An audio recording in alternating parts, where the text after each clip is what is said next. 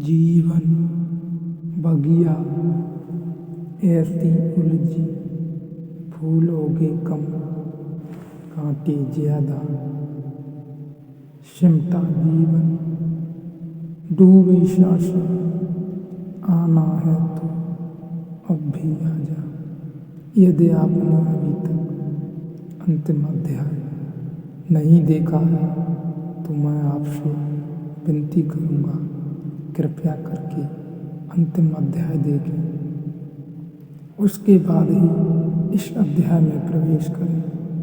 बुद्ध अपने घर वापस लौटे तो पिता सारी दुनिया को जो दिखाई पड़ रहा था वह पिता को दिखाई नहीं पड़ा।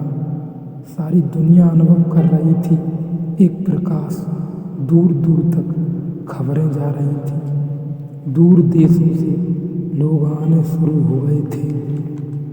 लेकिन जब बुद्ध वापस घर आए 12 साल बाद तो पिता ने कहा, मैं तुझे अभी भी क्षमा कर सकता हूँ, यद्यपि तूने काम तो बुरा किया है, सताया तो तूने है, मैं अपराध तो तूने किया है, लेकिन मेरे पास पिता का हृदय है, मैं माफ़ कर दूंगा, द्वार तेरे लिए खुले हैं। मगर फेंक है भिक्षा का पात्र, हटा है भिक्षु का भेष, यह सब नहीं चलेगा। तू वापस लौटा, यह राज्य तेरा है। मैं बूढ़ा हो गया हूँ, इसको कौन संभालेगा। हो गया बचपना, बुद्ध ने कहा, बहुत, अब बंद करो यह सब खेल।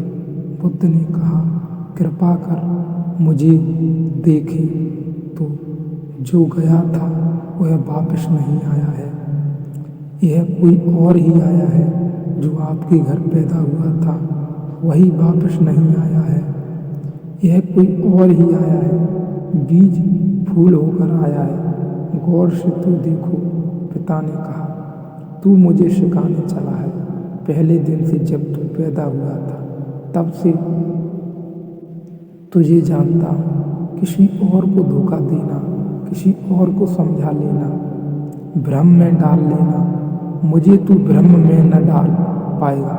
मैं फिर कहता हूँ, मैं तुझे भली भांति जानता हूँ, मुझे कुछ सिखाने की चेष्टा मत कर, क्षमा करने को मैं राजी हूँ। बुद्ध ने कहा, आप मुझे जानते हैं, मैं तो स्वयं को भी नहीं जानता था, अभी अभी किरणें उतरी हैं और स्वयं को जाना हूँ। क्षमा करें, लेकिन यह मुझे कहना ही पड़ेगा कि जिसको आपने देखा वह मैं नहीं हूँ, और जहाँ तक आपने देखा वह मैं नहीं हूँ। बाहर बाहर आपने देखा, भीतर आपने कहाँ देखा।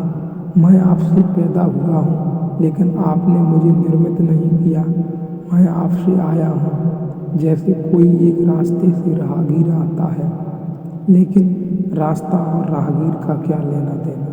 कल रास्ता कहने लगे कि मैं तुझे पहचानता हूँ, तू मेरे ही से तो होकर आया है, ऐसे ही आप कह रहे हैं, आपके पहले भी मैं था, जन्मों जन्मों से मेरी यात्रा चल रही है। आपसे गुजरा जरूर है, ऐसा मैं और मुझसे भी गुजरा हूँ, और भी मेरे पिता थे, और भी मेरी माताएं थी, लेकिन मेरा होना अलग थलग है, कठिन है, बहुत अति कठिन है। अगर बीज देखा तो फूल पर भरोसा नहीं आता। एक तो ढंग है अश्रद्धालु का, तर्कवादी का, संदेहशील का, कि वह कहता है कि बीज को हम पहचानते हैं तो फूल को नहीं सकते, फूल को नहीं पहचान सकते। हम कीचड़ को जानते हैं, उस कीचड़ से कमल हो कैसे सकता है। सब गलत सपना होगा, भ्रांति होगी, किसी मोहजाल में पड़ गए होगे, किसने धोखा दे दिया, कोई जादू, कोई तिलिस्म। एक तो यह रास्ता है, एक रास्ता है श्रद्धालु का, प्रेमी का, भक्त का, सहानुभूति से भरे हृदय का वह फूल को देखता है और फूल से पीछे की तरफ यात्रा करता है। वह कहता है, जब फूल में ऐसी सुगंध हुई, जब फूल में ऐसी विभा प्रकट हुई, जब फूल में ऐसी प्रतिभा, जब फूल में ऐसा कुंवारापन दिखा, तो जरूर बीज में भी रहा होगा। क्योंकि जो फूल में हुआ है वह बीज में न हो तो हो ही नहीं सकता।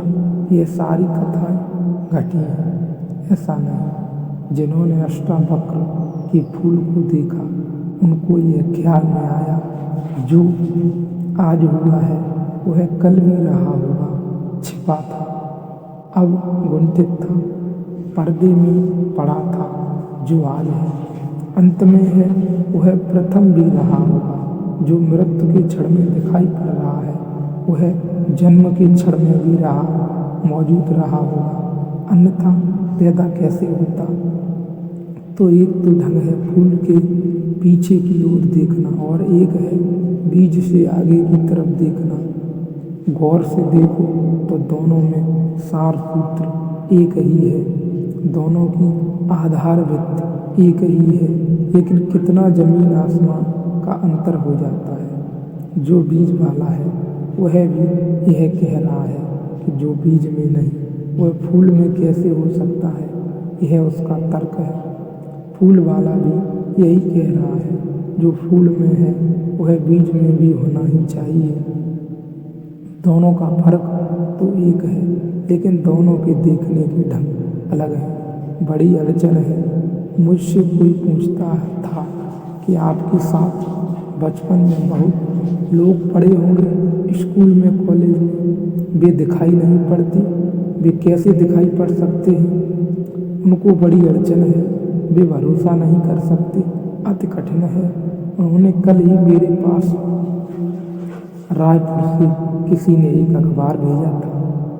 श्री हरिशंकर परसाई ने एक लेख मेरे खिलाफ लिखा है। वे मुझे जानते हैं, कॉलेज के दिनों से जानते हैं। हिंदी के मूर्धन व्यंगक लेखक हैं। मेरे मन में उनकी कृतियों का आदर है। लेख में उन्होंने लिखा है कि जबलपुर की हवा में कुछ खराबी है। यहाँ धोखेबाज और धूर्त ही पैदा होते हैं, जैसे रजनीश, महेश योगी, मूदंडा। 3 नाम उन्होंने गिनाए। धन्यवाद उनका, कम से कम मेरा नाम नंबर 1 तो गिनाया। इतनी याद तो रखी, एकदम विसार नहीं दिया। बिल्कुल भूल गए हो ऐसा नहीं है, लेकिन अड़चन स्वाभाविक है, सीधी साफ है। मैं उनकी बात समझ सकता हूँ, यह असंभव है। बीज को देखा तो फूल में भरोसा, फिर उन्होंने फूल को देखा तो बीज में भरोसा। मुश्किल हो जाता है तो सभी महापुरुषों की जीवन कथाएं 2 ढंग से लिखी जाती हैं। जो उनके विपरीत हैं वे बचपन से यात्रा शुरू करते हैं, जो उनके पक्ष में है वे अंत से यात्रा शुरू करते हैं और बचपन की तरफ जाते हैं। दोनों एक अर्थ में सही हैं, लेकिन जो बचपन से यात्रा करके अंत की तरफ जाते हैं वे वंचित रह जाते हैं। उनका सही होना उनके लिए आत्मघाती है। जो अंत से यात्रा करते हैं और पीछे की तरफ जाते हैं वे धन्यभागी हैं, क्योंकि बहुत कुछ उन्हें अनायास मिल जाता है, जो कि पहले तर्कवादियों को नहीं मिल सकता, नहीं मिल पाता।